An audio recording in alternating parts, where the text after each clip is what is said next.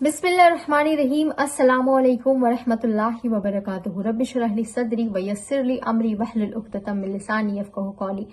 दोस्तों, बहुत ही मुश्किल हालात है, बहुत ही परेशानी वाली ज़िंदगी गुजर रही है। हर तरफ से आपको मुसीबतें और नाकामियां ही नजर आ रही है।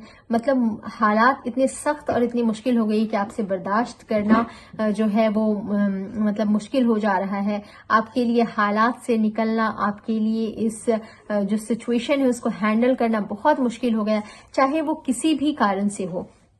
तो उन सिचुएशन में आप क्या करें? उन सिचुएशंस में आपको चाहिए कि आप अल्लाह ताला की तरफ रुजू करें, और कुछ मखसूस दुआएं हैं जो मैं आपको बता रही हूँ। इन दुआओं का आप लगातार जो है उसको विर्द करते रहे, मतलब एक मामूल बना लें। देखेंगे आप धीरे धीरे अल्लाह ताला आपकी जिंदगी से उन मुसीबतों को, उन सख्तियों को, उन परेशानियों को इस तरह दूर करेगा कि आपने सोचा भी नहीं होगा। तो जब बहुत सख्त हालात, बहुत मुश्किल तरीन हालात आ जाएं, तो अल्लाह के नबी सल्लल्लाहु अलैहि वसल्लम के ऊपर भी मुसीबतें आती थी। उनको भी बहुत सी मुसीबतों और गमों का सामना करना पड़ता था। उस वक्त पे जो हमारे नबी सल्लल्लाहु अलैहि वसल्लम जिन चीजों को इख्तियार करते थे, हमें चाहिए कि हम भी उन चीजों को इख्तियार करें। और ये इतनी छोटी छोटी सी और इतनी पावरफुल दुआएं हैं कि अगर इन चीजों को आप उस सख्त और मुश्किल हालात में पढ़ेंगे तो यकीन माने कि आपकी जिंदगी बदल जाएगी। आपकी जिंदगी में जो चीजें नामुमकिन लग रही है वो मुमकिन हो जाएगी। जो मुश्किलें जिससे आपको निकलना, कोई रास्ता निकलने का नजर नहीं आ रहा है, वो रास्ते आपको अल्लाह ताला फराहम कर देगा और आपकी मुसीबतों को खुशियां बनाकर आपको इंशाअल्लाह अता करेगा।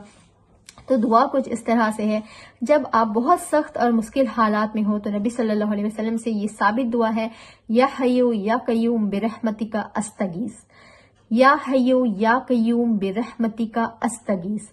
इस दुआ को आप मामूल बनाएं, इस दुआ को आप अपनी सख्त और मुश्किल हालात में जितना ज्यादा हो सके विर्द करें।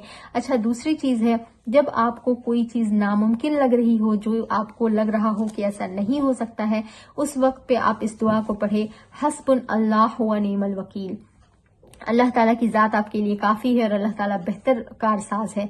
इस चीज को, इस दुआ को आप पढ़ें। इससे रिलेटेड ऐसे ऐसे वाकयात है। एक तो इब्राहिम अलैहिस्सलाम की हमारे सामने जीते जाते एग्जाम्पल्स है कि इब्राहिम अलैहिस्सलाम को ऐसी आग में डाल दिया गया था जहां पे उनको, मतलब एक परिंदा अगर गुजर जाए तो वो परिंदा जलकर राख हो जाए। लेकिन उस वक्त अल्लाह के नबी इब्राहिम अलैहिस्सलाम ने ये दुआ पढ़ी, हस्बुन अल्लाह व निअमल वकील, की मेरा अल्लाह मेरे लिए काफी और बेहतरीन कारसाज है।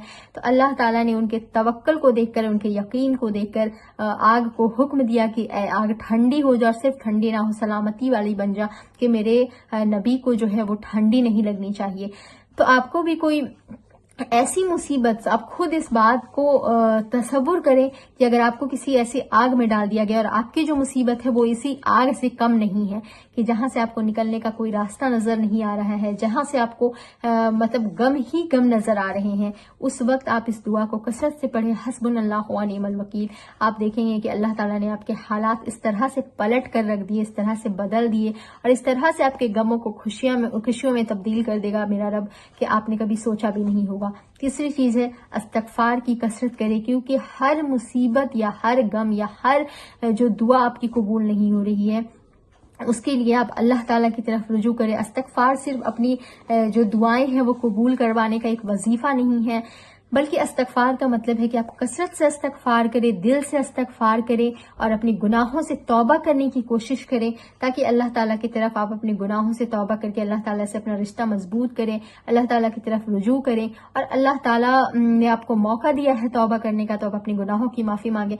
और जब अल्लाह ताला से आप गुनाहों की माफी मांगते हैं तो अल्लाह ताला उस शख्स को बहुत पसंद करता है, और फिर जिस चीज की वो ख्वाहिश अल्लाह ताला के सामने करता है, अल्लाह ताला उसकी हाजत, उस ख्वाहिश को जरूर पूरी करते हैं।